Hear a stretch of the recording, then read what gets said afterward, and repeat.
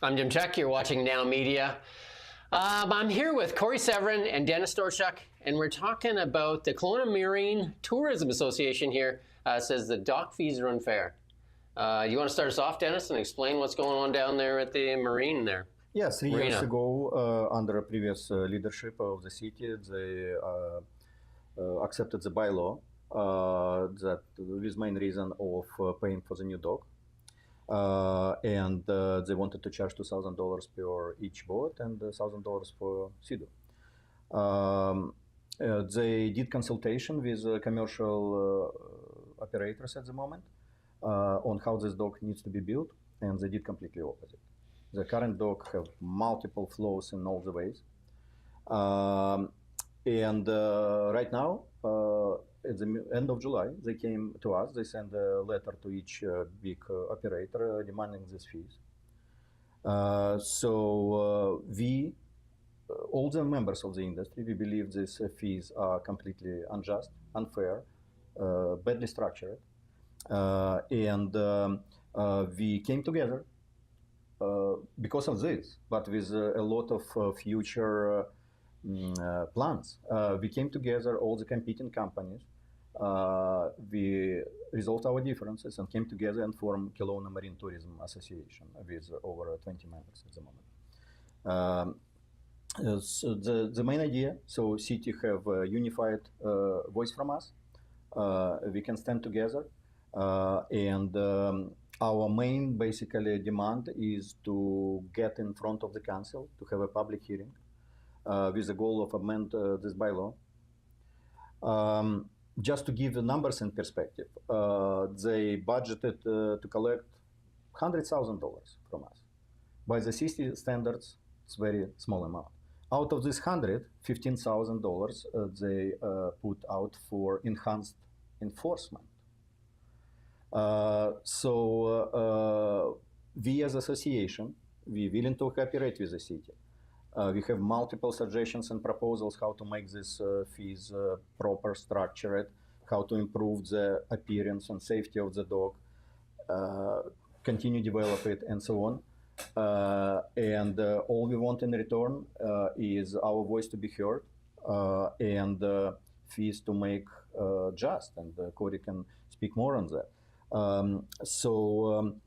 We had a meeting with the city last week, which we tried to do as cooperative as possible and present our concerns and suggestions. They heard us. They put a memo together that listed most of our concerns. And the decision was we're still going to implement it on August 1st. And if you don't pay, we are going either fine you up to $10,000 a day or shut down operation for the whole long weekend, which is a tremendous idea. So city, only city itself, I'm not talking about the whole industries, they get over $20 million in revenue, just the city revenue from the tourism industry per year. So this tiny 100,000 is 0.5% of this revenue. The potential deadlock, reputational losses for Kelowna, all of that will have much bigger damage if they go with this enforcement and they don't want to cooperate. So this is an annual fee they want to charge, yeah. And they're kind of backdating it for this season too. They're going back and they're saying you're going to pay you're going to pay the full amount for this year, starting August by July 31st. By July 31st. Yeah, so and it's what is it, $2,000 a boat? You're saying? Yeah, and $1,000 per jet ski. Per jet ski, and then who monitors how many are there? Like you do jet skis? They want us provide registration numbers to register all the vessels. Yeah.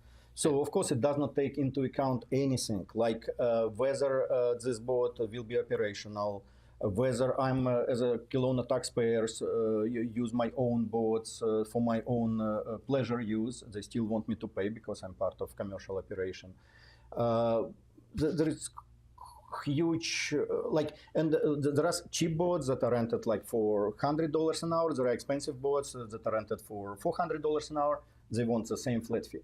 But the biggest problem with this unjust situation that we are facing is that all other commercial companies that use the dock for their benefit, big marinas doing water testing, small shady operators that don't have any insurance, onshore marinas.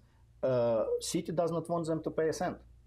Although we think they take, if not majority, but very substantial time on the dock. This morning I was not able to launch my personal boat because all 4 lanes were occupied by Martin Motorsports, Wizard Lake Marine, and so on. If our proposals will be heard and hopefully amended, and all the commercial operator pay their equal share, I'm sure city will gain more, especially without the need for enhanced bylaw enforcement, because we are going to pay it voluntarily. So right now, how many Sea-Doos do you have, or how many? 8. 8. So you'd pay $8,000 a year, and then everybody else is. Do you get a designated slip for that, or is it just whatever's open? There is basically 2 tie-up spots.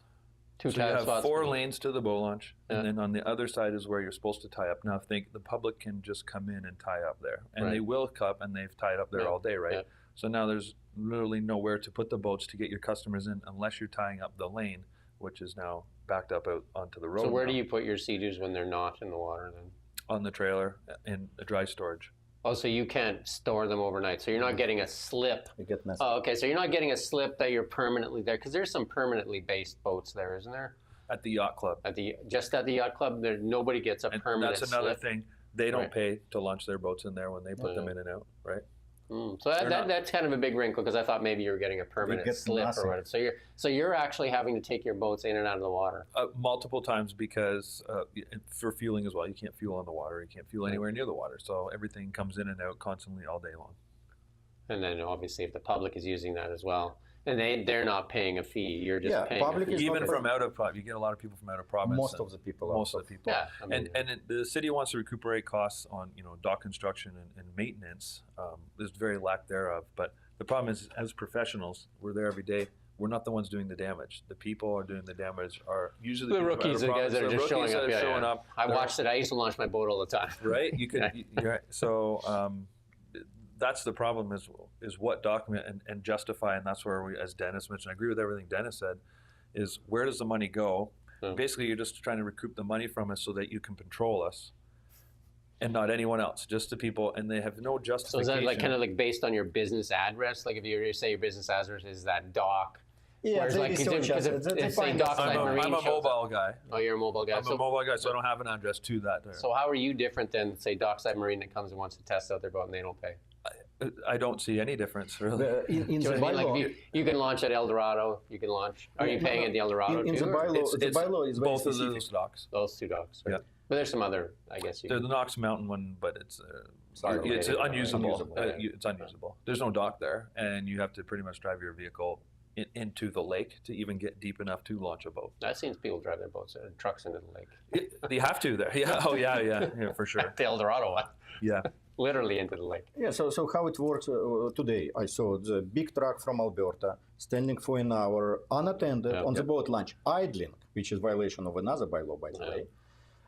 Nobody's there. Nobody enforcing it. Best case scenario, if you call bylaw officer, they will wait and say, you're not allowed to do that. If it will be one of our truck, immediately they come and attach fine of $500 in first 15 seconds. In this case, bylaw was there, never even looked at that truck. Big red truck, big red trailer, idling in there, nobody in it, his boat not even tied to the dock. I think it was slipped somewhere. He had got and just left it there. Right. Nothing. The bylaw looked at it, walked away. If it was me with Kelowna Cedar Rentals all over my truck, different story. Well, they issued the ticket to Sunway 500 today. They did? They did. Yeah. For 500 for what? For leaving the vehicle unattended for less than 1 minute. In the dock? Yeah. Oh, jeez.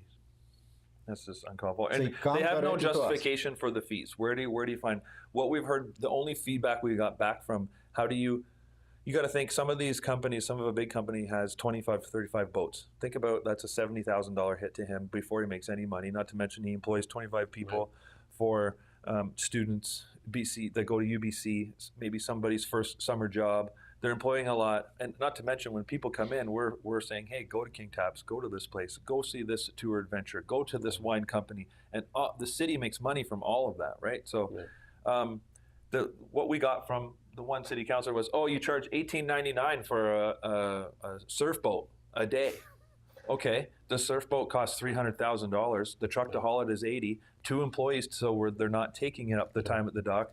There's not a huge margin there. A lot of people do it because technically it is a fun job and you can make a little bit of money at it. So if we all pay the fees, some companies will go bankrupt. Yeah, they will. With job losses immediate, both to employees, mechanics in the city, and so on. Some companies will have to move to other jurisdictions. It's a huge hit on the tourism. So you guys formed an association though to kind of have one voice. Is that's the premise of that, and then maybe share some marketing as well if that works. Or if you need to share expenses for the lawyers. Yeah, that would be expenses for the lawyers. I'm not necessarily sorry about marketing. It's more the just safety. The voice. Yeah, the voice, and to be. It's very unjust. We're not saying we don't want to pay anything. Yeah. Just make it fair. Yeah, it doesn't make sense to me if you're not getting a slip. You're not getting like a designated slip that you can stay in. You actually got to take your boat. You got to take it in and out every time you have a customer. You got to take it in and out. And then if other public is using and they're not paying. Public and other commercial companies that benefit from the dock are still using it for free. It's only people that rent or valet. How are they getting away with, like, say, I'm not saying Dockside Marine is using it, but I'm just saying how are they getting away with it? They're not even mentioned in bylaws that they have to pay anything, because bylaws specifically focus only on commercial boat rentals. Yeah. That's it. Nobody else have to pay. Because you'd think they're a commercial operator too. They're selling commercial boats, right? So they take guys for test drives, right? It's like if you want to try out this whatever. They do it all the time. Yeah. When I bought my boat, I did it. Right? Absolutely, and that's fair. I would too. Yeah. And so I just don't understand. Hard to test out in the showroom. It's not about like why we paying and they not. It's not about that. The point is that if everybody pays, and the city wants to still get their 100,000, then the fees, our payments will be reduced in half, and we would be happy with it. So you guys asked for you've had a hearing with you've had a meeting? We had a meeting with city officials. Yeah. We want a public hearing with council, but it's very difficult to say because 5 council members need to vote just to have us there, have us presenting there. And then the August long weekend obviously is coming up, which is typically the busiest weekend in Kelowna too, right? Especially on the water. And it only hurts Kelowna. It's not like they're spending money. They want the money from us to be able to police us. I mean, I think they just went and bought a $75,000 or $100,000 boat to police us on the water. Mm-hmm. Yeah. So what will happen? We have heard that a lot, right? So you want to generate revenue to pay for us, even though we're doing there's not enough. So Kelowna, as you know, it just keeps going, right? And it's going to double in another 10 years, they said. Yeah. There hasn't been any new dock in 30 years or something. There's been no new dock or developments for even any type of marina. So you have all these people that they're with nowhere to go except that city dock. And then my personal thing, what I have the most problem with is, if you want us to pay, okay, we'll pay something that's transparent, but you have to make it user-friendly for us as well. And I'm not saying you got to go build a $30 billion infrastructure, but there's parking in the middle of, as we all know, the middle of that dock, which any other dock that I've ever been to in my entire life, from Eastern Canada to the West Coast, there's no parking in front of it. It's lanes to the dock so that people can get in and out, right? Yeah. Just beyond the parking, just for a few months. That's for the right. Summer. You just in front of that is probably the second busiest boardwalk next to Stanley Park, and they put the crosswalk right where everybody needs to turn around and back up. Yeah. So you're tie everything up, congestion, crazy. Right? I've seen emergency vehicles blocked. I've seen people gridlocked in the parking lot with nowhere to go. Public yelling at people back and forth because nobody can go anywhere, and that is fine. It's when I'm really worried about someone getting backed over. Because they're stepping over the tongue of vehicles when we're trying to back up, like the trailer, the truck. Do they staff? And does the city put a staff member there to help? Once on July 1st. One time on July 1st, and it was great. No staff member. And it was great. Yeah, and it was great. Because I thought that when I used to launch my boat at the El Dorado all the time, why don't they put a staff member here to check on old boats that are going in that you can just look at them and they're leaking oil, absolutely leaking everything, and and then the guy backs his truck into the lake. You know what I mean? They don't take the ties off and they spend forever because they have no clue what they're doing. Yeah. Just a kid for the summer to say hey, safety one, you got safety vest. You know what I mean? Just a couple of small things, and just you can't put that in the water, right? It's full of algae and it's leaking oil everywhere. So no. Well, at least and that's the thing. They they want us to pay and nothing to change. Nothing in return. Nothing. There's no place to stage your boats. There's no place to park your boats. Like I'm saying, your truck and your trailer, even to get out of the way to allow other people to launch. You're literally, you have to stay in there because there's nowhere other to go while you're doing it. And this rule applies both to the El Dorado launch and to the city launch. And which is better launch? That I guess the city has more people there. They're both awful. They're both awful in their own way. Well, the El Dorado has the Aqua Ballet, which is even that's very busy though too. It's back and forth, and that's okay. It's the dock itself. Because numerous people have cut themselves. Right? They go to the side. There's no anchors. You have to actually tie around a 4x4, which puts yourself in a very dangerous pinch point between waves coming in and boats. There's nails sticking up. Customers cut their feet. It's literally sinking on one side. The sand, because of the way the current comes in, it pushes all the sand up. So now you had 3 lanes. Now it's down to 1, and they say some of this fee is for dredging it. Yet they never dredge it. That's been forever, right? Like It's been a while since I've had a boat, right? So it's been forever, right? So and I get that the Mission Creek kind of just pushes out, right, all the time. It's a substandard dock. That is really old, really old, and it's falling apart. And nothing is done. Nobody picks the garbage up. I've had to call the city. I just pick it up myself. I fix the dock myself when stuff's hanging off it. I carry some tools. Do they give you guys a voice at any of these kind of meetings? Because I used to, I coached a lot when I was younger, and there was an ice committee, and there was a representative from minor hockey, and one from ringette, and one from figure skating, and then plus the city officials. Did they give you any kind of voice? Because that was for the arenas, right? That's one of our. That's what we want to have because we think it's beneficial to them. We're the boots on the ground there every day. There you go. I mean, they have the model because they have the ice committee, right? That again, city officials and then representatives from each of the associations, because they're vying for ice time and that. And it would make sense then if we have this body or whatever that looks after the docks, why wouldn't they give you guys a voice? Exactly. Good question, Doug. Right? Yeah. Chris? And maybe I'll ask Doug. What Corey mentioned about the marinas, we have a member of the group that is actively pushing to build new commercial marina at Tolka grounds. And a lot of red flags from the city. But we, as association, we can try to push it.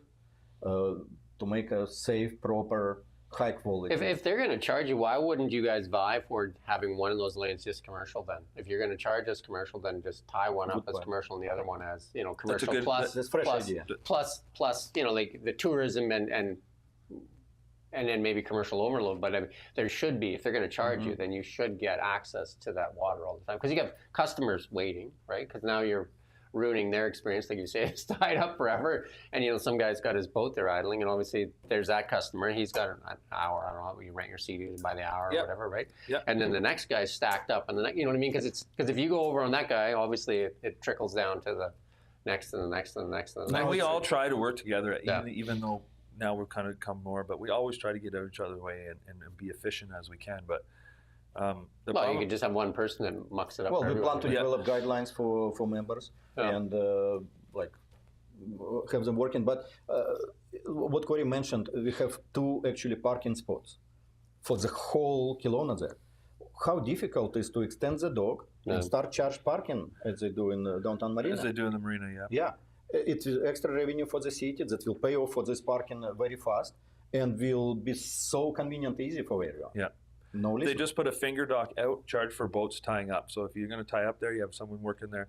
It's $10 for every 20 minutes. That makes sense, right? And then that way you're subsidizing the parking that you have to take out for the lanes. Just put a staff member there. I mean, I thought of this many years ago. Like, why wouldn't you? Like, if we even talk about water quality, right? You know what I mean? Like, just having somebody making sure that those they're whatever water worthy, and somebody knows what they're doing. Yeah. You could also even because if you have a private owner, a tourist, and they have their own boat, you should check them for their license at the same time, right?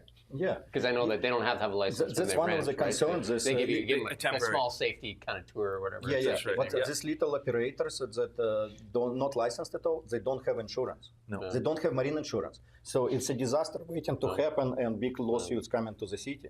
And the city does not want to manage them because they're too small, So the best suggestions we have, for example, solutions to this. First of all, you want to raise the money from the dock, perfect. Establish a by-launch fee, as most of jurisdictions do. Yeah. And then it will be so easy for us because we give the price to the customer for rental, plus like $10 dock fee as airport fee. Yeah. Same so thing. simple. Customers won't question it. They won't question why the suddenly price is gone up. Or have the tax as hotels are paying. They pay 3%, you can pay 1%. They don't charge hotels by the room. They charge by the revenue. So it's July 29th. August 1st is 2 days left. 2 days away. So we are not paying. They said we're not paying, and they said that they will shut the dock down. The public dock they were going to shut down. So standoff. It's not standoff. If it happens, tourism will have millions and millions of dollars of losses. So from one hand, city is spending millions of dollars. I'm a member of Tourism Kelowna, of course, to promote tourism in Kelowna. From other hand, just to extort a mere 100,000 from us, they are potentially ready to ruin the whole industry. How many members in your association? Over 20 at the moment. 20 operators? Will be more. Will be more. This just doesn't make any sense why you want to do that. Because, like I said, I go back to the infrastructure. You only have the downtown marina, and then you have your little one over here in front of the Delta. This is the only really place that you can rent for, and they don't have enough capacity. We are very busy, even with lots of competition, right? Especially on those weekends. So that means there's not enough. There's not enough supply for the demand. So we're not in here just making a bunch of money. We're actually supporting the tourism in Kelowna by doing that, because obviously what has built and what is only available because there is no marinas is not enough for the tourism. My suggestion to most people, I mean, these days, the amount of time I was using my boat at the end was rent one. Rent one. Is because, like, you know, by the time you winterize, summerize. I'll never have one again. I'll only rent. By the time you do all those things, wow, it can get expensive. And then if you're only using it, like when our kids grew older, we just weren't using it as much as we did when you had the kids, right? But so I'm an avid backcountry snowmobiler, ATV. I rent all that stuff now. I don't own I used to have snowmobiles and boats and all that stuff. I just rent. And for the time you use it, just the maintenance, right? Storage too. Because most people don't realize there's a ton of maintenance when it comes to boats. And then neither does the city, right? I can name a few companies now that have multiple boats down with engine failures, and you're paying on that boat to launch it, yet you can't use it. Because in a rental, people don't know how to use it. No, but one of my engine seized in May. What if I already paid 2,000 for that? I will never get this money back. So the other point that is really does not look nice for Kelowna as a tourism, this whole launch by itself is a disgrace. Other than the safety, all safety concerns that Corey mentioned, just the look of it, weeds around, garbage that is never cleaned, no shade, no seating place. And people, it's one of the most visited places in Kelowna. People come there specifically to look at the boat launch operation because they just mesmerized by that, right? And they have to stand, watch, and they take pictures, send all over the world.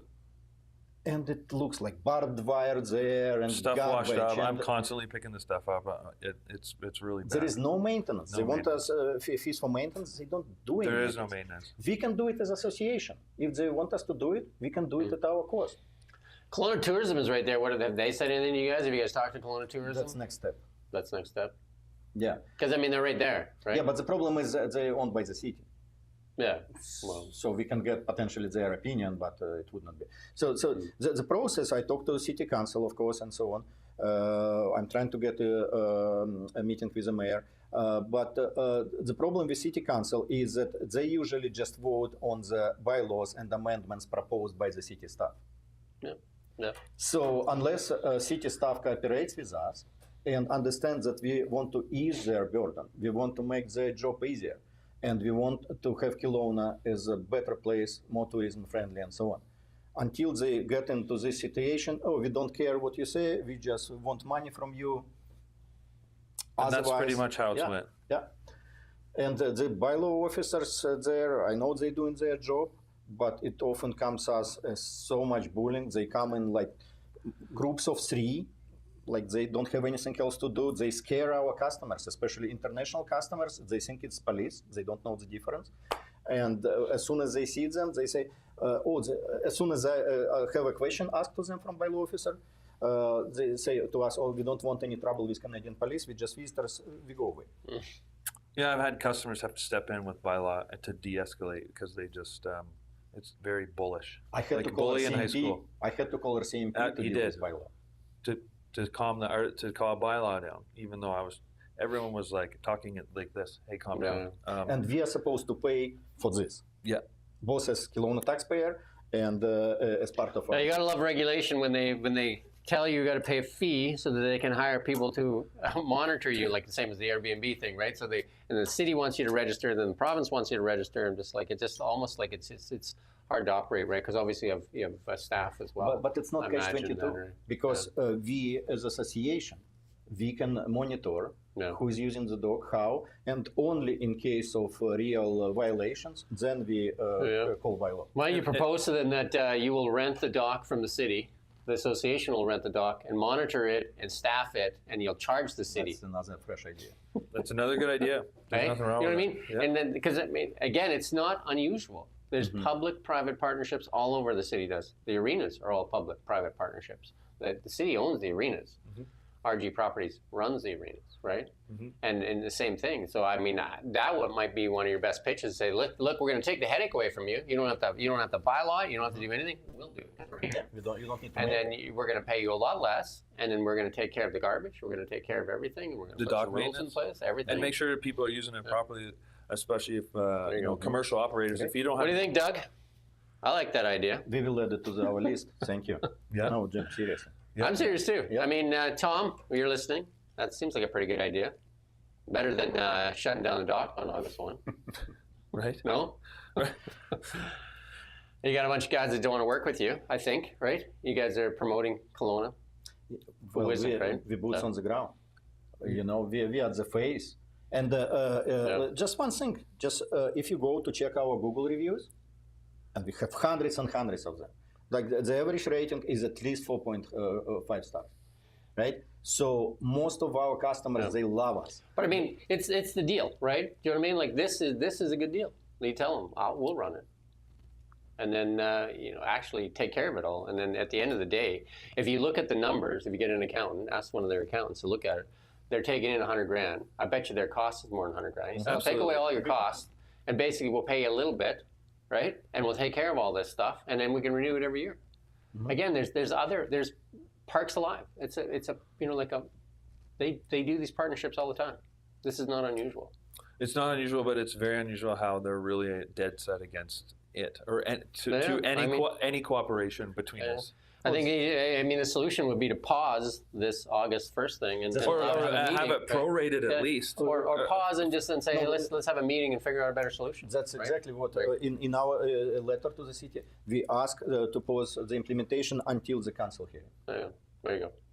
And we state many times that we are willing to pay the fees, some fees that are clear, transparent, fair. We'll reach out to the city too. We'll see Thank you. what happens, but I don't know if they'll answer right away. But hey, who knows? Right? Gotta ask. But I mean, it's in their interest. You don't ask, you don't get. That's right. And, they only gain from that. And it sounds like instead of there's a couple of ways to run any business. One with a stick and one with and who gets nobody likes that, right? And then obviously you guys are in the customer service business, and anything that we can remove from the bad experience for tourists brings people back year after year, as opposed to, I'm not going to Kelowna again. I'm not going to Kelowna again, right? And I want to go and I can't get a boat. I can't rent a boat. Yeah, but you see what will happen if we are shut down, if we forced out, this few remaining onshore operators with probably 20 boats in total, they can hijack their prices 3-4 times anyway. Yeah. It will affect the tourists because people will go to other jurisdiction to rent the boats. Yeah. Kelowna would be too expensive for them. We are competitors, and competition always drives the business and keeps the prices low because we are efficient. We are trying to expend every dollar we have, and we have our expenses are so big on maintenance, on purchases, amortization, yard rentals. The insurance itself is $10,000s. I know.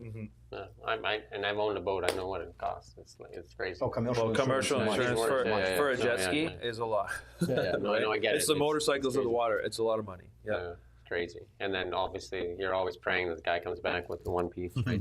Yes, absolutely. And the people still on it, right? Yeah. Because you do, and it's to his point, you have a lot of people sending people out with no instruction, with not proper insurance, and they're usually the people that unfortunately, that have those incidents, right? I mean, and if we have association and we don't see your sticker on there, then we can actually police that at the dock. There's not a sticker on his. Let's find out who he is. It's just a visual for you. And we just did the story. Okanagan Lake again has that title as the deadliest lake in British Columbia, and the deadliest road. Yeah, and it's because there's alcohol obviously, and just poor safety, right? So I mean that could be monitored a lot better if especially if like people.